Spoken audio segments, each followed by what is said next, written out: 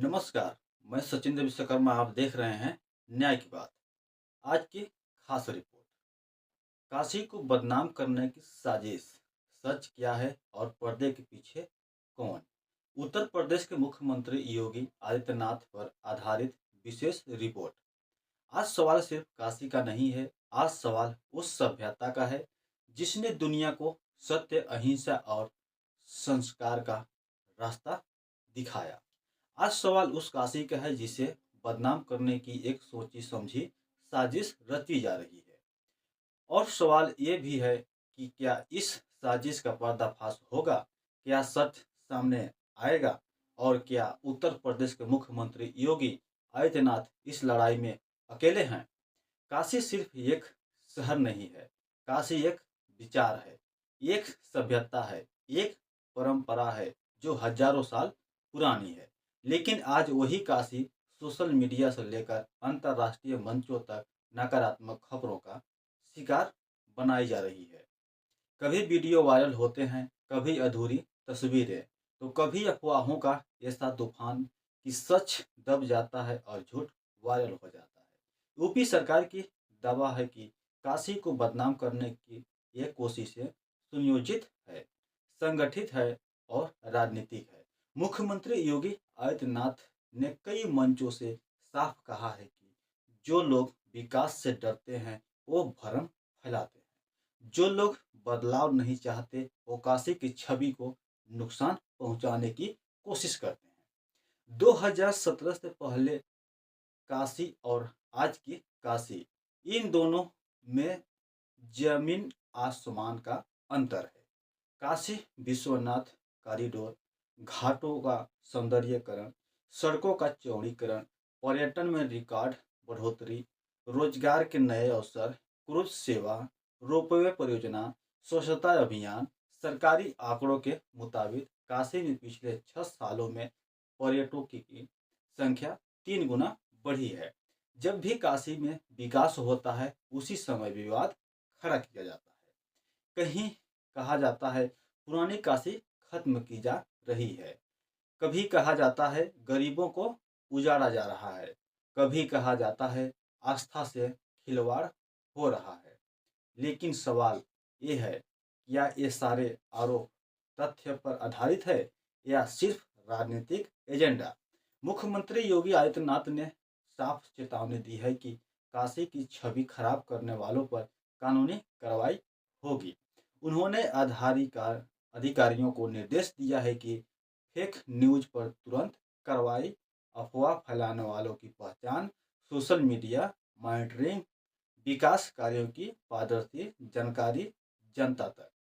आज अफवाहें व्हाट्सएप से पैदा होती है, ट्विटर से फैलती है और फेसबुक से पक्की कर दी जाती है।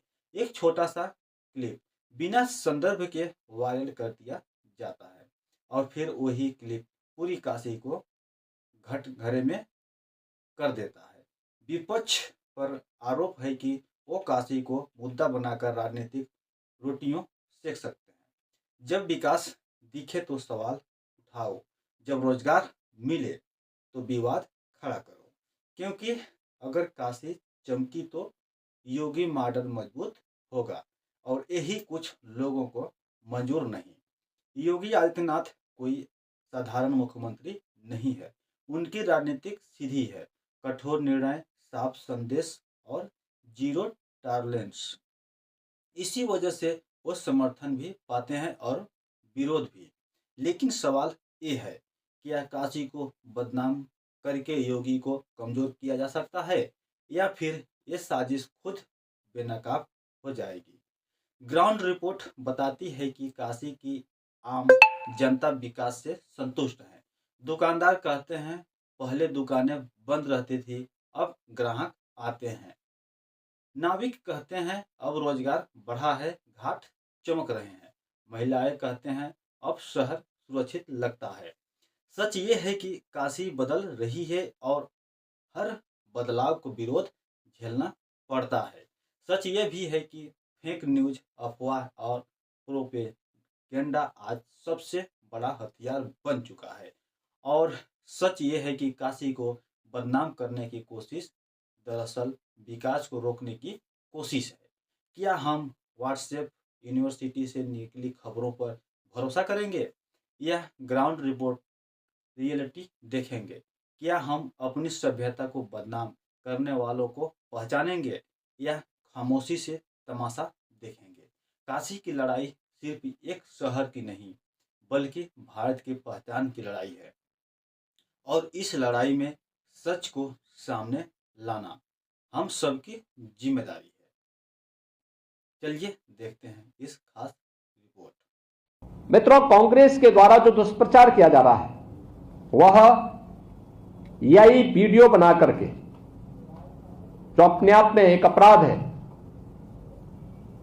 गुमराह करने का प्रयास हो रहा है। सनातन धर्मावलंबियों की धार्मिक भावनाओं के साथ खिलवाड़ हो रहा है। इनके द्वारा एआई जनरेटेड वीडियो बना करके मंदिर को तोड़ने का दुष्प्रचार फैलाया जा रहा है, जबकि हर व्यक्ति जानता है कि मणिकर्णिका में जो मंदिर हैं वे वहां पर वैसे मौजूद हैं, वे सभी इस प्रोजेक्ट के संरक्षण के पार्ट बनेंगे, क्योंकि घाट इसके बाद बनने हैं, इसलिए वे सभी मंदिर इससे संरक्षित होंगे। लेकिन इनके द्वारा लगातार जन भावनाओं के साथ खिलवाड़ करने के प्रयास किए जा रहे हैं और उन्होंने तमाम प्रकार से दुष्प्रचार करके इस प्रोजेक्ट को उनके द्वारा हर प्रकार से बदनाम और अपमानित करने का काम भी यहां पर किया जा रहा है। इसके साथ ही इनके द्वारा जो तमाम अन्य प्रकार के कार्य हो रहे हैं, यह जो दुष्प्रचार के कार्य हो रहे हैं, वह आवश्यक था कि काशी के विकास के बैरियर या काशी और देश के विरासत को अपमानित करने वाली कांग्रेस और उनके सहयोगियों या उनके पेड्स जो भी इस प्रकार के लोग हैं, वे सभी इस बात को ध्यान में रखें कि यह उनके द्वारा जन भावनाओं के साथ खिलवाड़ करने का पाप हो रहा है और इस बात को कतई स्वीकार नहीं किया जा सकता है। विरासत का सम्मान कैसे होता है, यह हमें कांग्रेस से पूछने की आवश्यकता नहीं है। अयोध्या में श्री राम जन्मभूमि पर भगवान श्री राम का 500 वर्षों के बाद मंदिर निर्माण का कार्य और भगवान राम की भव्य मंदिर का निर्माण,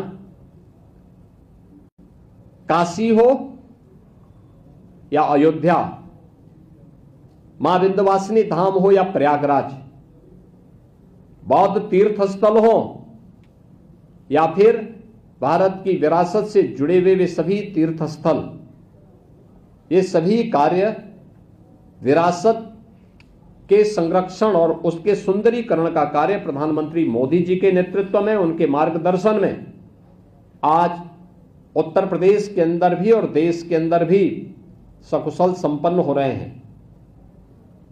कांग्रेस के द्वारा इस प्रकार की अनर्गल टिप्पणी करना, उसके नेताओं के इस प्रकार के बचकाने बयान और बचकानी हरकतों को देख करके हमें उन पर हंसी भी आती है और दया भी आती है। यानी इनका यह कृत्य वैसे ही है जैसे 100 चूहे खाकर बिल्ली हज करने चली, और यही स्थिति इन लोगों की है।